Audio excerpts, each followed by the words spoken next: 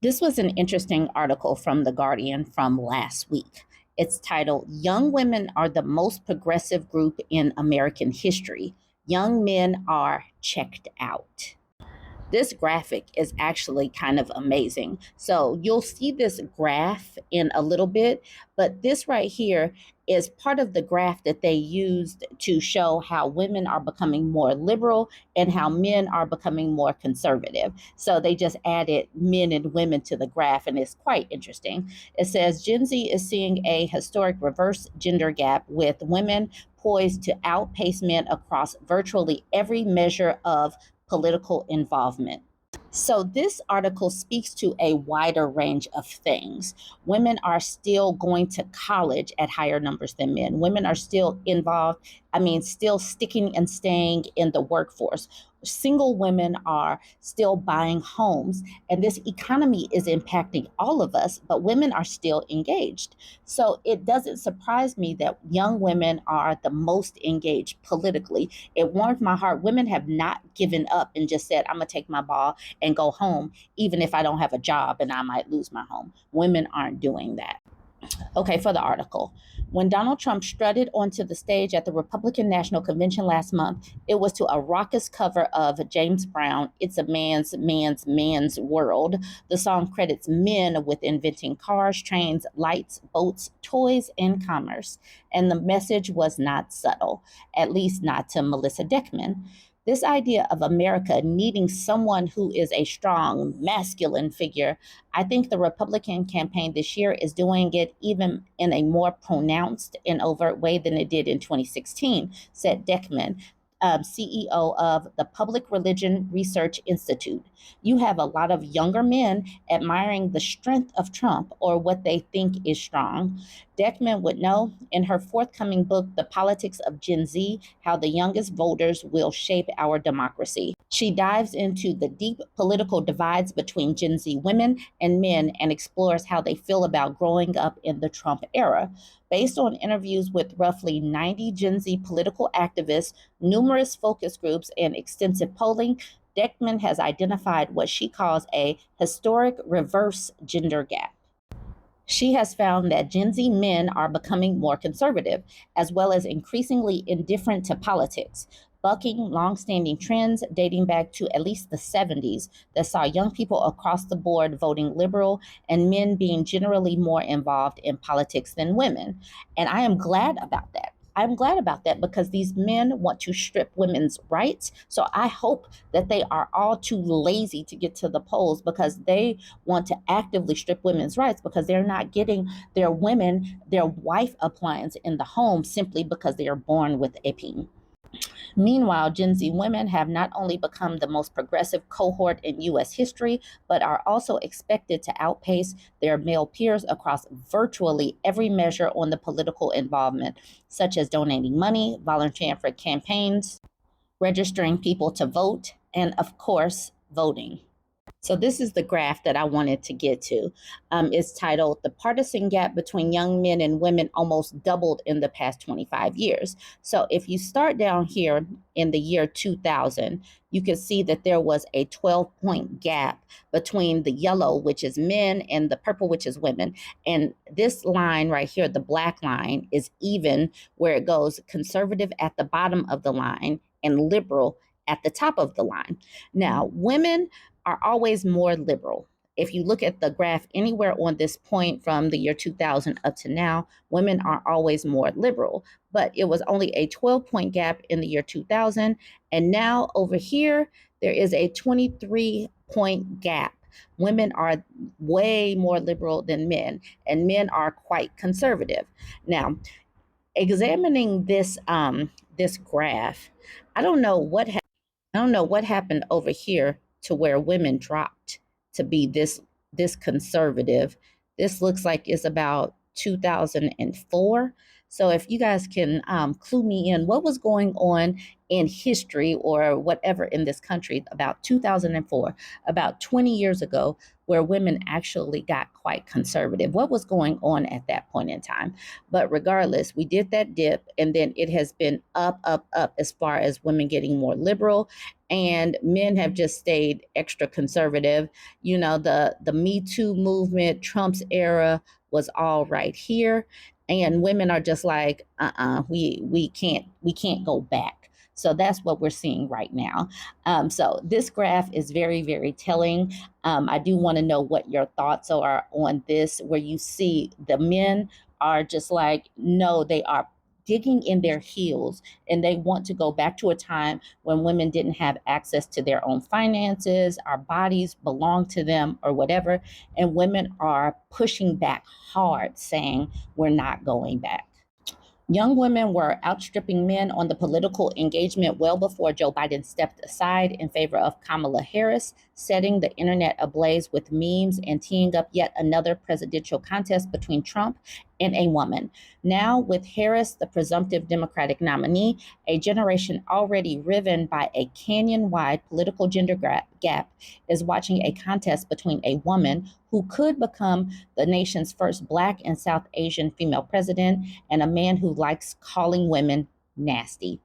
For me, the question come November is going to be, to what extent do attitudes about gender influence the vote for Trump? Deckman asked. Polls indicate that young men's views on gender, femininity, and masculinity are rapidly shifting.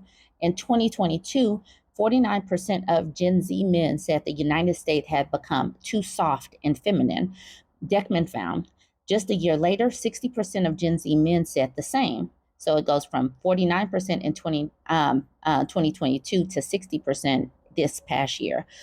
Deckman found those who agreed with the statement were far more likely to have voted for Trump in 2016 after controlling for political party. Beliefs of young men. So when asked these particular statements right here, this is they strongly agree or somewhat agree with the following statements. White people in the US have certain advantages because of skin color. 72% strongly or somewhat agree.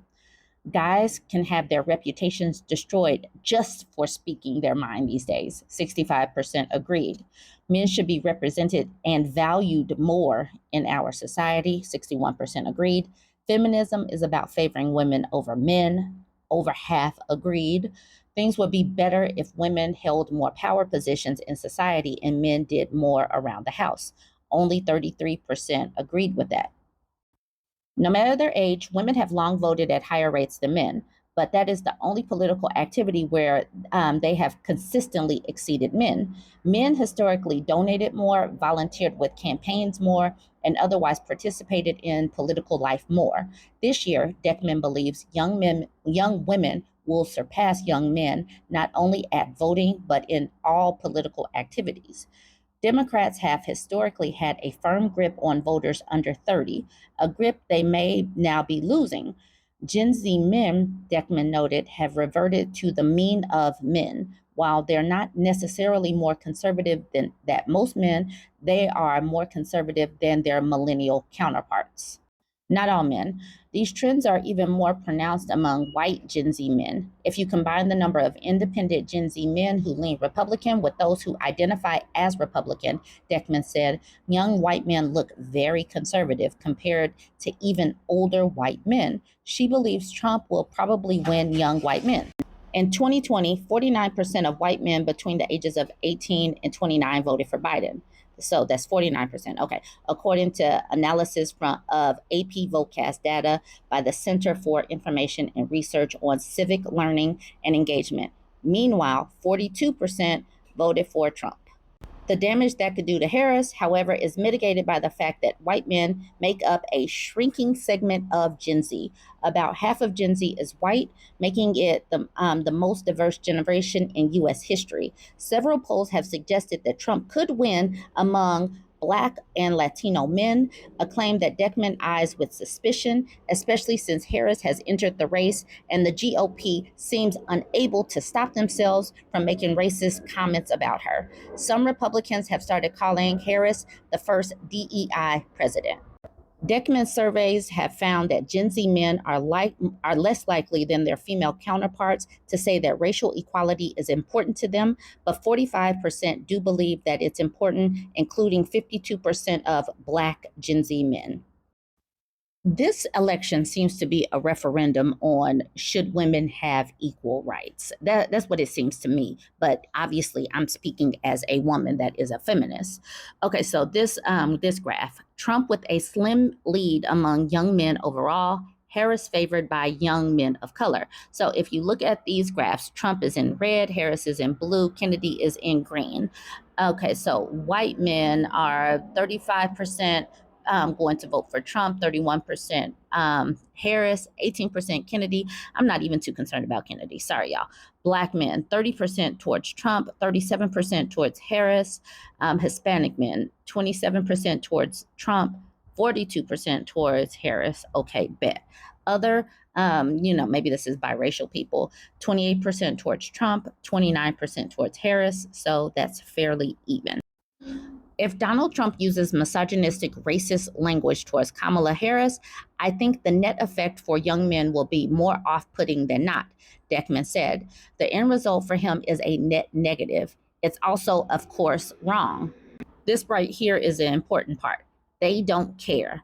Another mitigating factor could help Harris. Young men don't seem all that interested in politics. They don't care, Deckman said. In surveys, I asked them, what are you passionate about? What issues are critically important to you? There's like 20% gaps between young men and young women on everything. And this is important because this means that they are not going to be that pressed to get to the ballot box, whereas women's rights are on the ballot box across the nation. So women are fired up. Ever since the overturning of Roe v. Wade, women have showed that they are fired up about voting. In addition to caring about issues like LGBTQ rights and abortion, as might be expected, Gen Z women care more about economic issues like inflation, jobs, and unemployment, which are typically thought to be more important to men. LGBTQ Zoomers also cared equally or more about every issue than straight Zoomers. Even men who agree that the US is too soft and feminine don't feel more motivated to act. Instead, it is Democratic women who reject that notion who tend to get more involved in politics. That's because women's rights are on the ballot. So women are fired up. So I'm glad that men are spending more time just tapping away and being loud and vocal on social media, but they're too lazy to actually get up. So I am glad about that. All right. While young men may fall behind women in political engagement, women have, over the last few decades, gone to college and joined the workforce at higher and higher rates. These trends are not unrelated. The more education and money you have, the more likely you are to be invested in politics. And we have talked about the fact that these young men are falling out of the workforce. So it is them being lazy because they're not simply being given things simply because they were born with a penis. Feeling like your rights are under direct threat also increases political involvement. And in the age of Trump, Me Too, and the fall of Roe v. Wade, plenty of Gen Z women feel like their rights are under threat. Gen Z men just don't feel the same urgency. That is exactly what I said earlier. Amen. I'm glad that was put in here. Surprisingly, there is no one area of Surprisingly, there is one area of political involvement where young men and women feel similarly. They are both deeply uninterested in running for office. Women have long been less interested in running for office than men, but as of 2022, Deckman found only 6% of Gen Z men said that they definitely planned to run for office, while 4% of Gen Z women said the same. Despite women's political enthusiasm, Zoomers as a whole remain unconvinced that joining government is worth it. Gen Z is far less likely to be confident in the federal government, in the media, in organized religion, in the police, in the criminal justice system. Deckman said, this is just endemic to a generation of young people who have grown up in one crisis after another. Our society has failed this country is failing kids, and it's no wonder that these kids are not going to have kids as they become prime aged to be parents. Is there any yeah The birth rate is going to continue to plummet to hell. The child free movement is going to continue. Women are going to continue to make more money because having children is what brings women's earning potential down. And because women are actually succeeding in the workplace and are not oppressed, that makes these men feel like they are oppressed because they don't get to lord over a woman in their home. They actually feel like they're being oppressed. And I don't know what to say about that, but they're going to have to adapt or continue to fail and flail. Anyways, jump in the conversation. Let me know what you think about all of this. It's all fascinating to me. Don't forget to like, comment.